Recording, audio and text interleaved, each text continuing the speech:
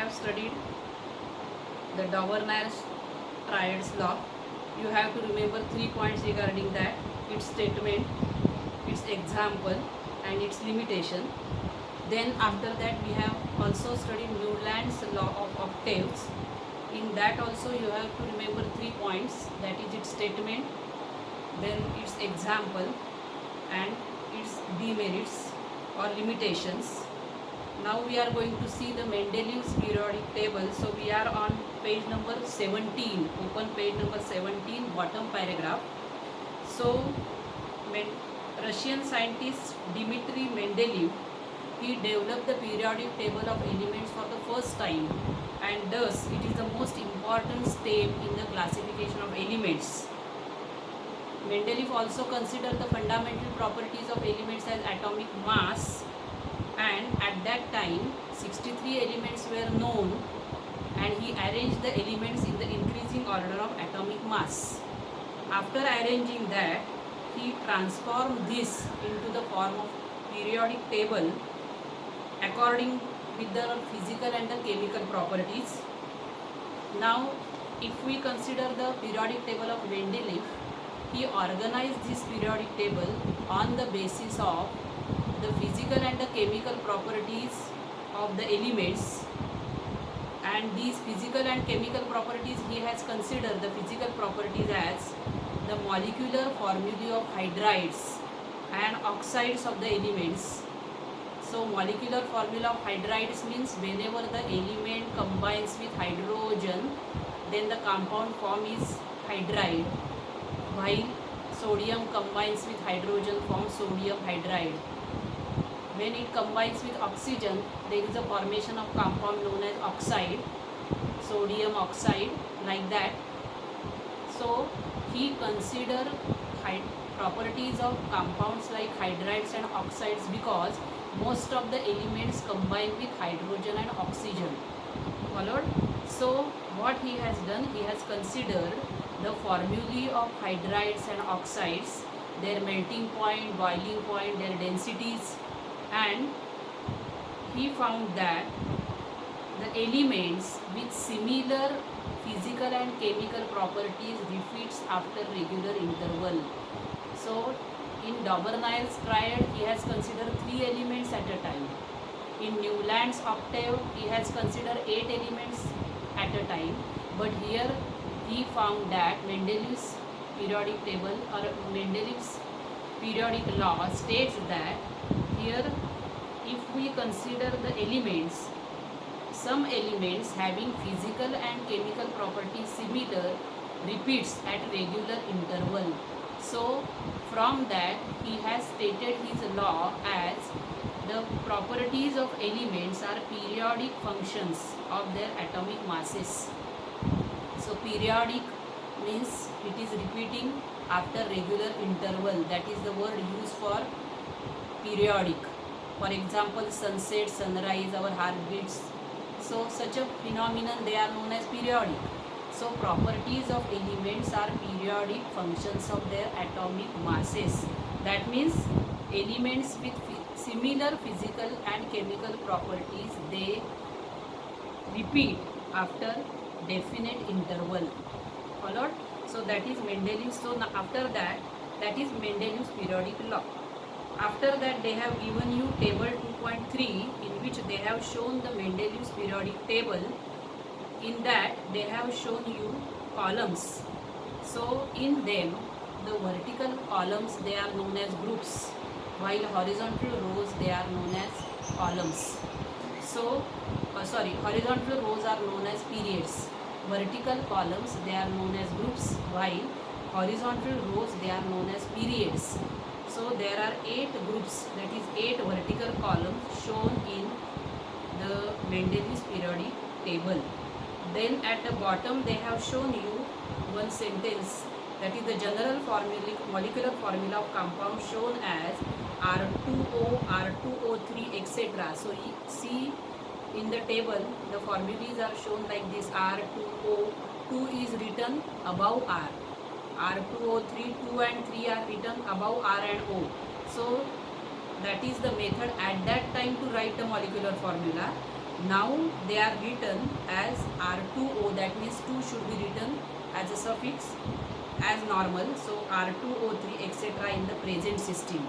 Now we are going to consider, think about it, page number 19. There are some vacant places in the Mendeleev's periodic table. In some of these places, the atomic masses are seen to be predicted. Enlist 3 these predicted atomic masses along with their group in the period. Now you again focus on table 2.3, Mendeleev's periodic table. So if we observe 44, atomic mass 44, atomic mass 68 and atomic mass 72. So atomic mass 44, it is in the group 3 and period 4. Atomic mass 68 is in again group 3 but period is 5, and atomic mass 72, it is in group 4 but it is period 5. Followed? So that is the answer of the group and the periods in which the vacant places, empty places, they were shown by Mendeleev.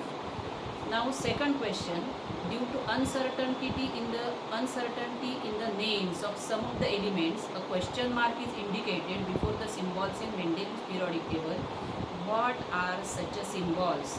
So here if we see period number 8 or in group number 3, period number 8, here they have written DI 138 question mark. Then in group 4 they have written CE 140 question mark, ER 178 question mark, lanthanum 180 question mark. So these question marks indicates the atomic masses to be checked.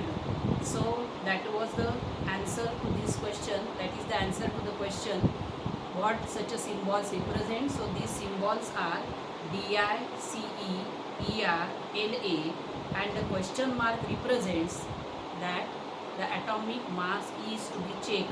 Followed? So these are the two answers, very easy. Now we are going to see the merits of Mendeleev's periodic table. So in this lesson, the important thing, the questions they have already given as a titles, they are asked directly like that, and they have given already the answers in the points. So don't change the points.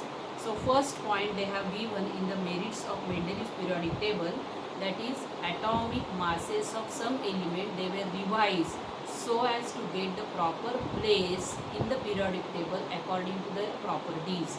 So they have given one example here. The previously determined atomic weight of beryllium was 14.09, but its corrected value, changed value is 9.4, so that it can be placed before boron. So see group second and third, period 2, horizontal left to right means period.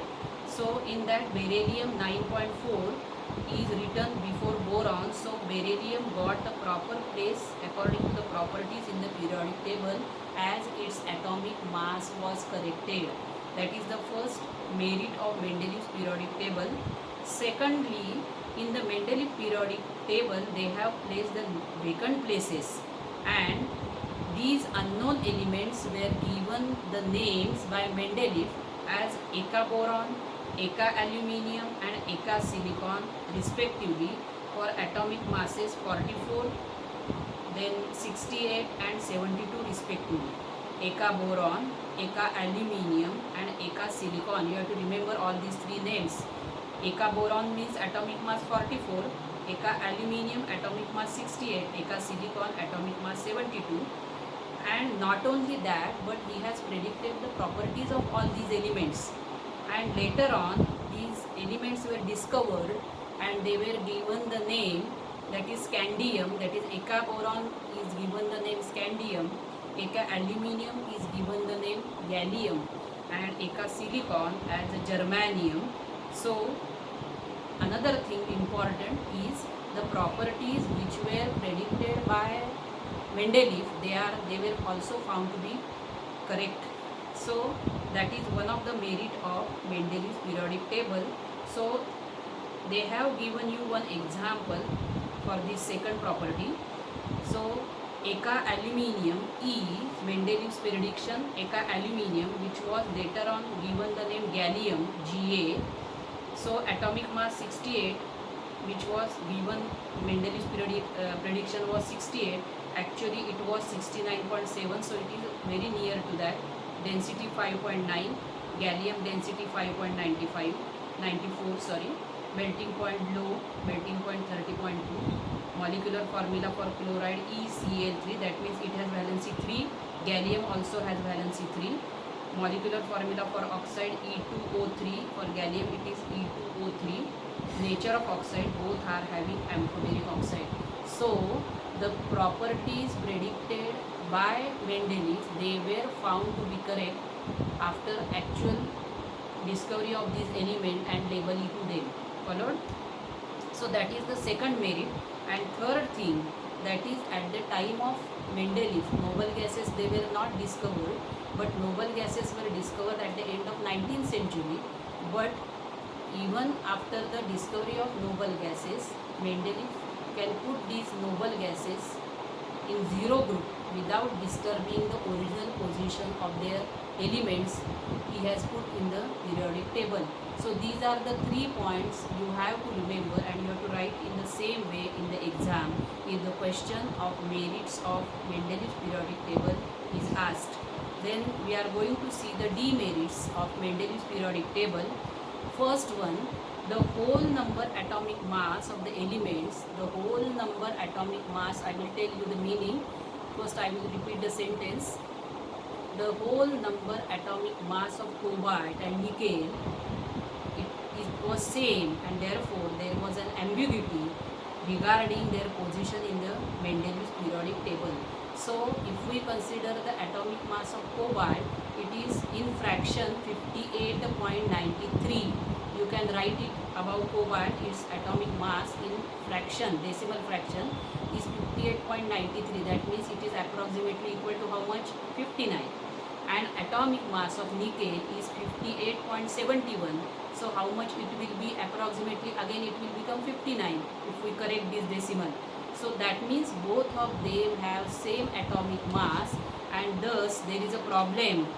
There is an ambiguity, that is two possibilities, that where to keep this cobalt and nickel, and therefore if we observe periodic table 2.3, Mendeleev's periodic table, they were placed in 4th period, and group A, cobalt and nickel having atomic mass 59 at the same place. Followed? Because he has considered atomic mass as a fundamental property. So there was an ambiguity regarding their sequence in Mendeleev's periodic table. That means he can't give them proper place. Second thing, the isotopes, we know that isotopes are the one which are having similar chemical property but different atomic masses. Therefore a challenge was posed in placing in Mendeleev's periodic table. So keeping cobalt nickel, problem was there. Again position of isotope, there was a problem. So that was the second demerit of Mendeleev's periodic table, and that is totally due to the property he has considered atomic mass as a fundamental property. Then third thing, when the elements are arranged in the increasing order of atomic mass in Mendeleev's periodic table, the rise in the atomic mass, it was not uniform. That means it was not possible, therefore, that therefore to predict how many elements are there between heavy elements. Between two heavy elements, how many elements could be discovered, that cannot be predicted by Mendeleev's periodic table. That was the third demerit. And the fourth demerit is about the position of hydrogen. Now hydrogen is having similarity in the property with halogen, that is fluorine, chlorine, bromine and iodine, and it has also similar properties with alkali metal like sodium, magnesium, rubidium, cesium, francium, which is the first one A group element, which are known as alkali metal elements. So here if we consider that hydrogen, it has a similarity that it is a diatomic like halogens. Fluorine F2, hydrogen, you know that it is a diatomic molecule, two hydrogen atoms combined to form a molecule. So hydrogen H2, it has diatomic nature like fluorine F2, chlorine Cl2, bromine Br2, iodine I2. That is a similarity. But the dissimilarity with halogens of hydrogen is that is dissimilarity between hydrogen and halogen is that if we consider the configuration of halogen, all of them have 7 electrons in the last orbit. Electronic configuration of fluorine is 2s7, then that of chlorine is 2s7. Like that, all of them have 7 electrons in the last orbit. So to get the octet, all have tendency to accept electron. That means all form F minus, Cl minus, Br minus and I minus ions. If we consider hydrogen, hydrogen always form H plus ion and not H minus ion. So that is a dissimilarity between halogen and hydrogen. So where to keep it in halogen group, or if we consider the alkali metals when they form the compounds, they are having the molecular formula similar to that with hydrogen. That is, if we consider the compounds of hydrogen with chlorine, oxygen and sulfur, they have molecular formulae HCl. And if we see the compound of the alkali metal sodium, it has a formula NaCl with chlorine, then hydrogen with oxygen H2O, sodium with oxygen Na2O, sulfur with hydrogen H2S and sodium with hydrogen Na2S. So if we observe the molecular formulae of the hydrogen with chlorine, oxygen and sulfur and that of alkali metal sodium with chlorine, oxygen and sulfur, they are exactly similar. So from that, hydrogen resembles alkali metals as well as it resembles halogen. Therefore, whether to put hydrogen in alkali metal group, that is first A group, or halogen group, 7th group, that was the problem for Mendeleev. So that is the fourth demerit of Mendeleev's periodic table. Then they have given you the question, use your brain power, write the molecular formulae of oxides of the following elements by referring to the Mendeleev's periodic table. So for sodium, you take pencil in your hand and below sodium you write the formula Na2O. Below Si you write the formula SiO4. So Na2O, SiO4. Like that you go on writing the formula. I am telling you. Then for calcium, CaO. Then for carbon, it is carbon dioxide, CO2. For rubidium, it is Rb2O. So it is calcium oxide, CaO. Then carbon dioxide, CO2. Then rubidium, Rb2O. Then for phosphorus, it is P2O5, phosphorus pentoxide. Then for barium, it is BaO, barium oxide. Then for chlorine, it is Cl2O7.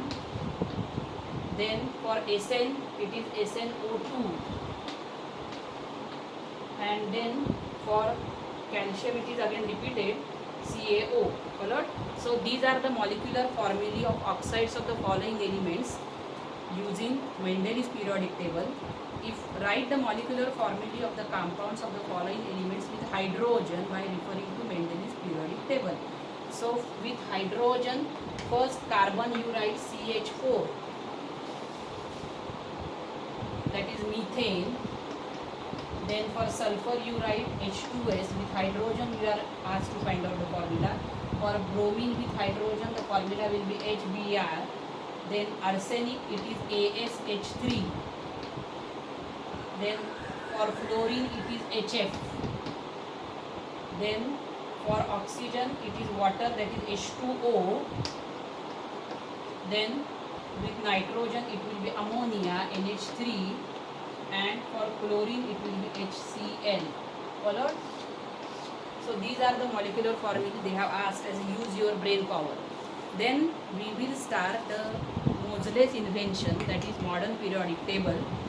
So first thing, that is an English scientist, Henry Moseley, demonstrated with the help of experiment on X-ray tube, and using X-ray tube he found that that atomic number of an element is nothing but the positive charge on the nucleus, or number of protons present in the nucleus, and thus he has given the prediction that atomic mass was not the fundamental property, but atomic number is the fundamental property, and thus he stated his law as the properties of elements are periodic functions of their atomic number. So here there is a total change.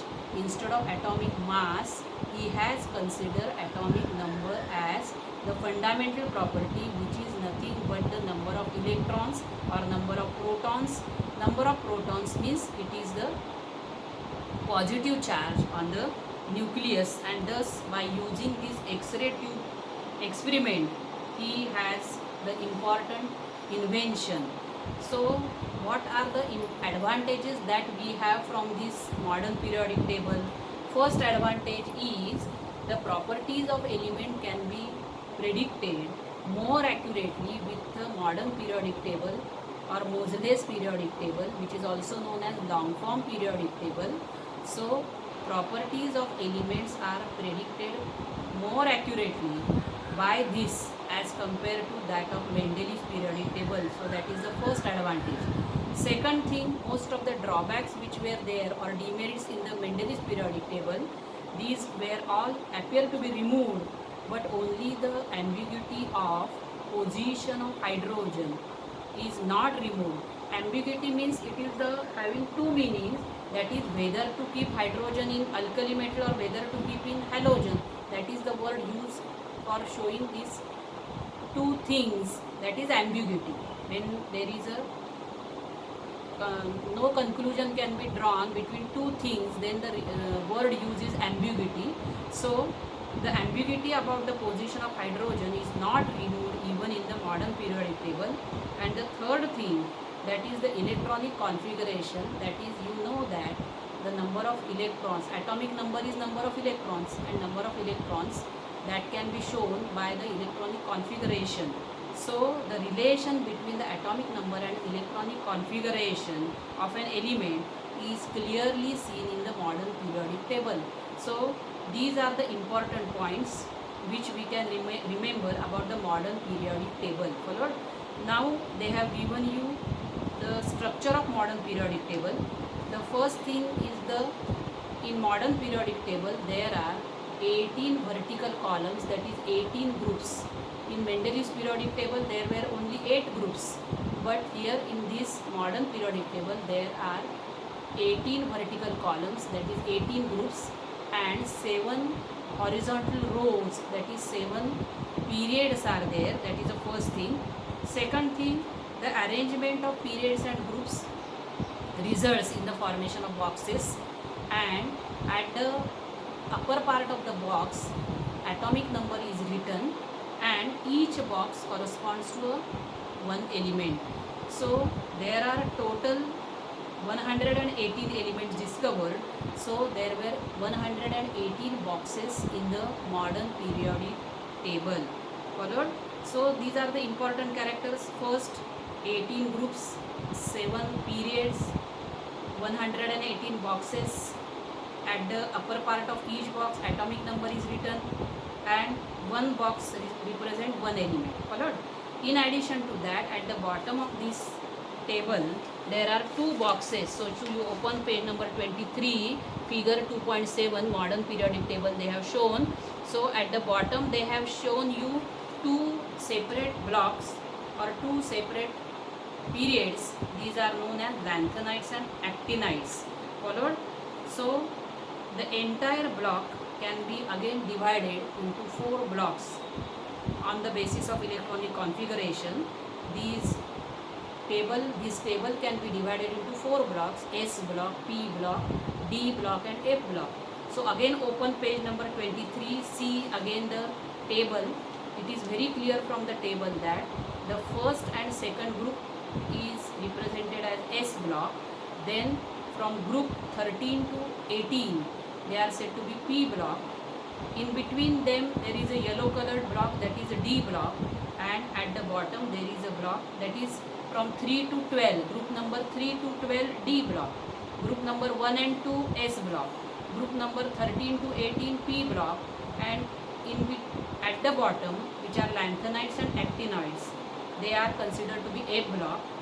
The D block elements are known as transition element, while F block elements, they are known as inner transition elements.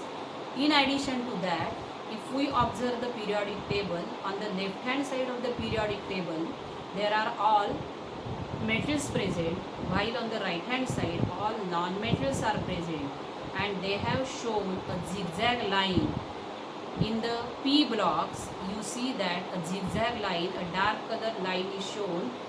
On the border of these zigzag line, all metalloids are placed. Boron, silicon, arsenic, tellurium, all these are the metalloids which are placed. So that is in general the structure of modern periodic table. Then on page number 21, they have given you, use your brain power, position of elements in the periodic table, I think. First, how is the problem regarding the position of cobalt 59 and nickel 59 in Mendele's periodic table resolved in the modern periodic table? Now what thing has happened in modern periodic table is totally based on atomic number. That means Moseley arranged the elements in the increasing order of atomic number, and as atomic numbers of this cobalt is, atomic number of cobalt is 27 and atomic number of nickel is 28, therefore they are properly placed one after the other.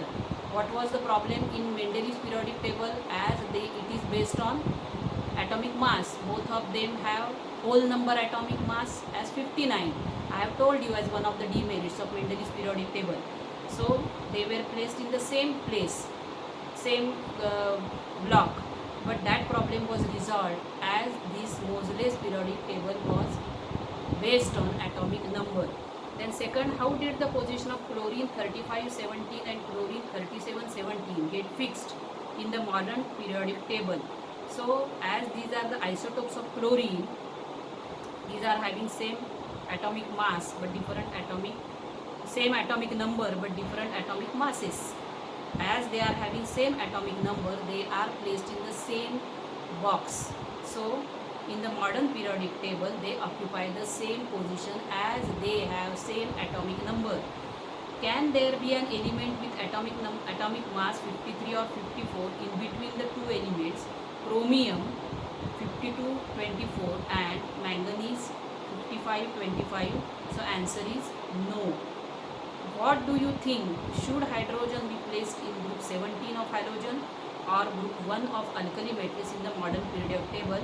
So finally hydrogen has given the place in the alkali metals. So if we observe the table 2.7, hydrogen is placed in S block, first group, hydrogen atomic number 1, hydrogen, then lithium, sodium, potassium, rubidium, cesium, francium. So that is a alkali metal group, which is a first A group.